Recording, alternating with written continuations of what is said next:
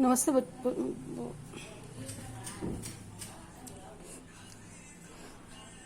बच्चों, ये वीडियो है वो क्लास B.Ed सेकेंड ईयर के लिए ही है और ये यूनिट है 1.3 के लिए है। और सब्जेक्ट आपको जैसा भी मैं पहले दे चुकी हूँ, नॉलेज एंड करिकुलम का टॉपिक है difference between information, knowledge, believe and opinion.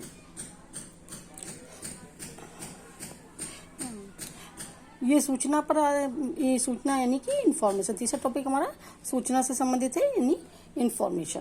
ठीक है, तो सूचना का सबसे पहले हम समझेंगे कि सूचना का क्या अर्थ होता है। सूचना क्या है? सूचना यानी कि मीनिंग ऑफ इंफॉर्मेशन। तो साधारण अर्थ में हम देखें तो सूचना से तात्पर्य विचारों के आदान प्रदान से लगाया जाता है। जब हम किसी एक दूसरे से हम बातचीत करते हैं, एक दूसरे से अपने विचारों का आदान प्रदान करते हैं, तो उसी से इसका अर्थ लगाया जाता है। जब हम किन्हीं दूरस्थ क्षेत्रों में रहने वाले छात्रों के द्वारा एक दूसरे को ज्ञान प्रदान किया जाता है, तो निश्चय ही इस ज्ञान को सूचना कह सकते हैं। कई बार छात्र होते हैं, दूर के क्षेत्रों में रहते हैं, वहाँ पर रहने वाले छात्र जो होते हैं एक दूसरे से भी अपने विचारों को है सूचनाओं के माध्यम से आदान प्रदान करते हैं। तो इस ज्ञान को भी हम क्या कह सकते हैं? सूचना कह सकते हैं। जे बेकर मनोवैज्ञानिक हैं, उन्होंने कहा है कि किसी विषय से संबंधित तथ्यों को सूचना कहते हैं। यानी सूचना क्या है? किसी विषय से संबंधित तथ्य यानी फैक्ट्स जो होते हैं उनको ही हम सूचना कहते हैं। अब हम बात करेंगे ज्ञान का क्या अर्थ है, मीनिंग ऑफ नॉलेज। तो ज्ञान क्या है? ज्ञान उन सूचनाओं का संग्रह है जो किसी वस्तु, परिस्थिति और अनुभव की समझ को विकसित करने में सहायक होता है। ज्ञान क्या होता है?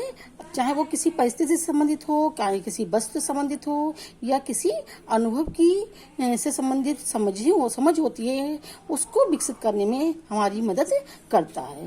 कार्ल स्वेबी क्या कहते हैं? उन्होंने कहा है कि कुछ करने या क्रिया करने की क्षमता ही ज्ञान है। यानी ज्ञान है हम कुछ न कुछ करते हैं या कोई एक्शन करते हैं, कोई क्रिया करते हैं, उसकी जो कैपेसिटी है, उसकी क्षमता है, वो ही ज्ञान कहलाती है।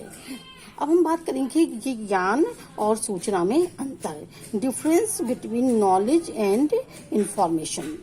तो अगर हम देखें कि दोनों के बीच में क्या अंतर है ज्ञान और सूचना में, तो हमें कुछ अंतर दिखाई पड़ता है। जैसे कि ज्ञान है ना, ज्ञान क्या है?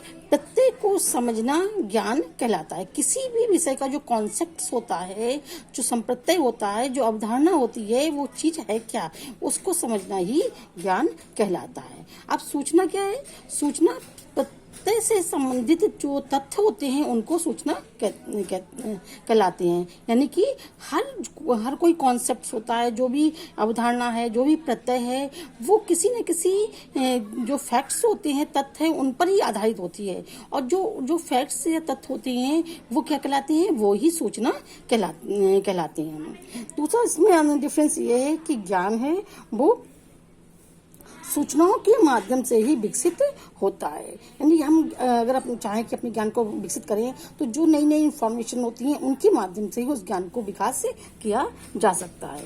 और सूचनाएं क्या है?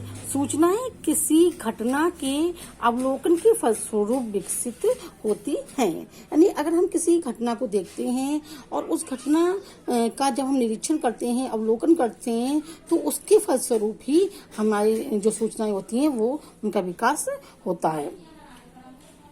तो दूसरा इसमें अंतर क्या है कि ज्ञान सूचनाओं के माध्यम से विकसित होता है और सूचनाएं किस माध्यम से विकसित होती हैं? सूचनाएं किसी घटना के अवलोकन के माध्यम से विकसित होती हैं। तीसरा अंतर है कि ज्ञान सूचनाओं पर निर्भर करता है।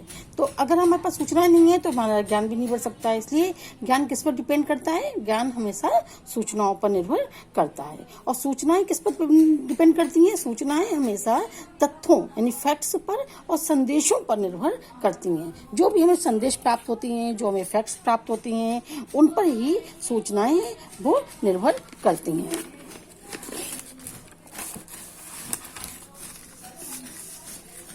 अब हम चौथा देखेंगे कि ज्ञान और सूचना में डिफरेंसेस है कि ज्ञान क्या है। ज्ञान हमारे मस्तिष्क में सूचनाओं के संग्रह के बाद विकसित होता है, यानी कि सबसे पहले जो है हमारे मस्तिष्क में सूचनाओं का संग्रह होगा, उसके बाद ही किसका विकास होगा, ज्ञान का विकास होगा। और सूचनाएं क्या है, सूचनाएं हमारे मस्तिष्क में बाहर रहने वाले जो फैक्ट्स होते हैं, बाहर रहने वाले जो तथ्य होते हैं, जो स्वतंत्र रूप से मौजूद होती हैं, उनके आधार पर विकसित होता है। ठीक है।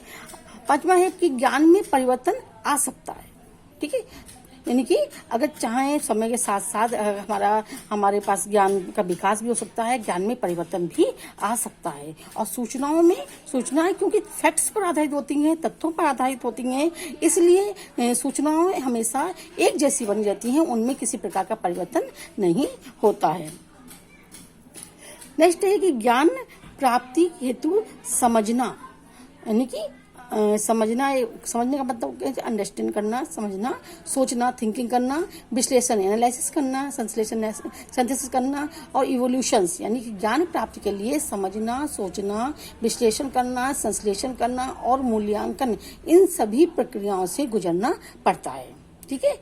तो और सूचनाएं क्या है, सूचनाएं प्राप्त करने के लिए किसी भी घटना का अवलोकन और प्रत्यक्षीकरण करना पड़ता है। ये दो चीजों पर डिपेंड करती है सूचनाएं प्राप्त करने के। किसी की घटना का हमने अवलोकन कर दिया, ऑब्जर्वेशन किया और परसेप्शन कर लिया, यानी कि प्रत्यक्षीकरण कर लिया, तो वो सूचनाएं हैं प्राप्त करने के लिए हमें इन दोनों पर निर्भर रहना पड़ता है। नेक्स्ट आता है कि ज्ञान की प्राप्ति सोच समझकर और पहल करके ही अर्जित किया जा सकता है। जब हम किसी क्षेत्र से संबंधित ज्ञान को प्राप्त करना चाहते हैं तो सबसे पहले हमें सोच समझते हैं, पहल करते हैं पहले, और तभी उसको हम अर्जित कर पाते हैं। और सूचनाएं स्वतंत्र रूप से विद्यमान रहती हैं, इसलिए इनको हमें पहल करके इकट्ठा करना पड़ता है। अब हम देखते हैं विश्वास, यानी कि बिलीव। विश्वास किसे कहते हैं, बिलीव, है ना। तो विश्वास का सबसे पहले हम देखेंगे अर्थ क्या है, मीनिंग ऑफ बिलीव, है ना। तो विश्वास का अर्थ है जो भी वास्तविक है ना, सत्य है, उसकी कोई ना कोई वास्तविक सत्ता है ना। विश्वास इसी वास्तविक सत्ता को निश्चित करने की सत्यापित नींव है। विश्वास एक ऐसी मन की स्थिति है जो मनुष्य का संबंध ईश्वरीय शक्ति से जोड़ देती है, जिसके फलस्वरूप मनुष्य के लिए सफलता के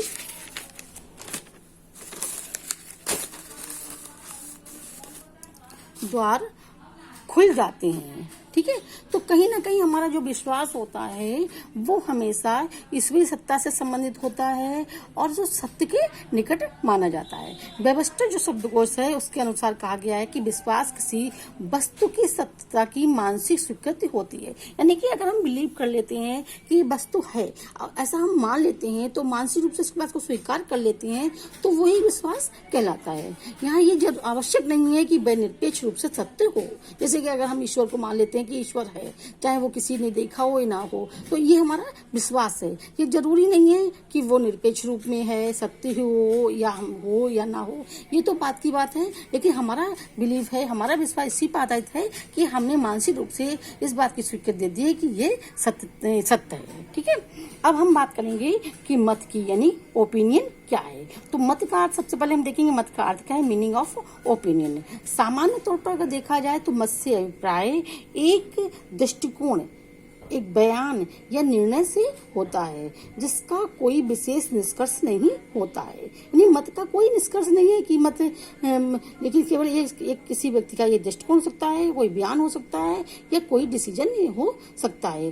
दूसरे शब्दों में हम यह भी कह सकते हैं कि किसी विषय में अपनी राय, दृष्टिकोण या अपना पक्ष रखना ही मत है।